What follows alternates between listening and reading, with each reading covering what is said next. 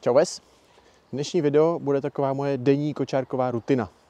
A aby to nebyla jenom nudná procházka, tak si povíme, jak správně krmit kachny, protože jsem zjistil, že pro někoho to může být obrovský problém.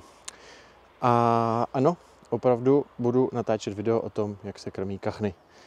Ale ještě se taky podíváme na takovej dětský okruh. Jmenuje se to Hrátky se zvířátky. Projdeme si to tentokrát všechno a nakonec se podíváme na daňky do Dlouhé Vsi.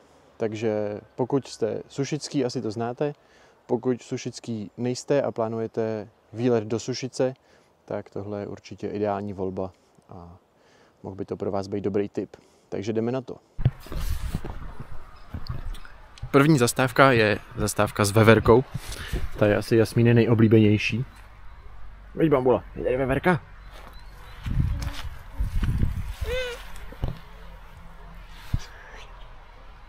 U každého zvířátka je vždycky ještě takováhle cedule s různýma zajímavostma o tom daném zvířátku. Tak uděj, papa veverko.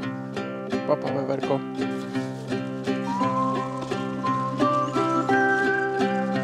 Prasátko. Prasátko.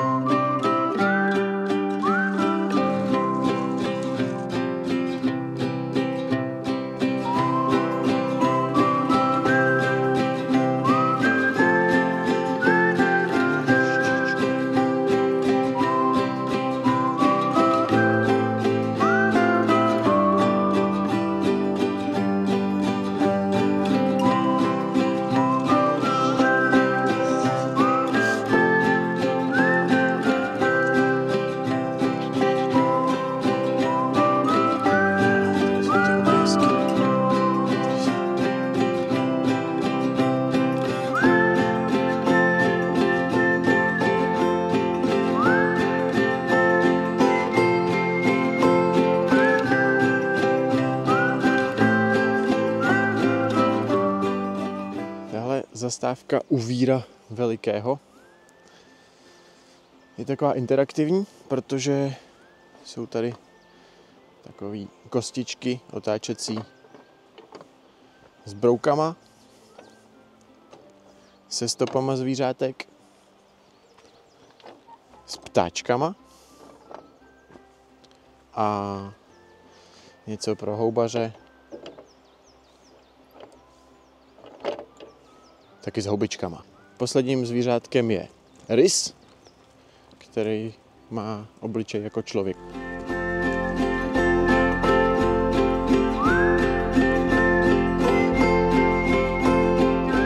Člověk nebo zvíře. Zvíře s lidskou tváří. No tak si můžu soudit, tak rys se úplně nepoved, ale no to asi není prdel vyřezat s tou motorovkou. Ty už budeš kaput za chviličku, veď?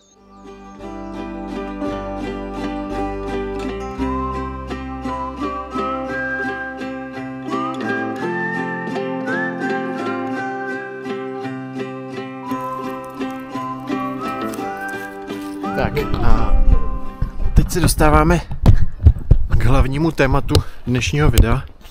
A tím je krmení kachen. Prosím vás, nekrmte ty kachny pečivem. Ono to v malém množství nikterak nevadí, ale jelikož místa, kde lidi ty kachny krmí, jsou většinou frekventovaný, tak je velká pravděpodobnost, že jste tam ten den nebyli první a že ty kachny toho pečiva měli už až. Problém je v tom, že to pečivo nemá žádnou výživovou hodnotu, takže ty kachny se s ním přežerou a pak už nejí to, co by měli. To znamená, může jim chybět vitamin D a vápník a pak mláďatům třeba špatně dorostou křídla anebo můžou i zdechnout v krajních případech. No jsou tam kačenky, no. Jsou tam, viď? Já si osobně myslím, že je nemusíte krmit vůbec, ale když už, tak aspoň správně.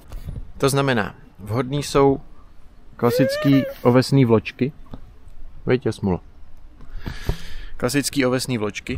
V malý míře, protože předpokládám, že vám jde jenom o to, aby ty kachny přišly blíž, nebo aby se hejbaly trošku, aby z toho ty děti měly radost. Takovouhle radost. Jsou tam kačenky? To znamená, že jim stačí nasypat opravdu maličko. Myslím, že tyhle kachny už jsou dneska dost přežraný. A pak druhá možnost, naprosto ekologická, jsou šlupky od mrkve. Takže až budete dětem třeba připravovat mrkvičku, tak si nechte ty šlupky a ty můžete naházet kačenám. A to samé platí i pro labutě. Co ještě není úplně vhodný, jsou slupky od brambor. Takže takhle taky ne, jo?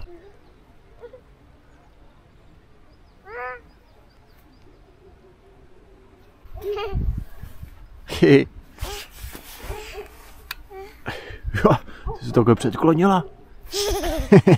Aby se nám nevypadla, člověče. Ještě jsi připoutaná. Už bys letěla do té vodičky, viď? Tak. Já jdu teď uspat Jasmínu a když se podaří, tak se možná půjdeme podívat ještě na Daňky.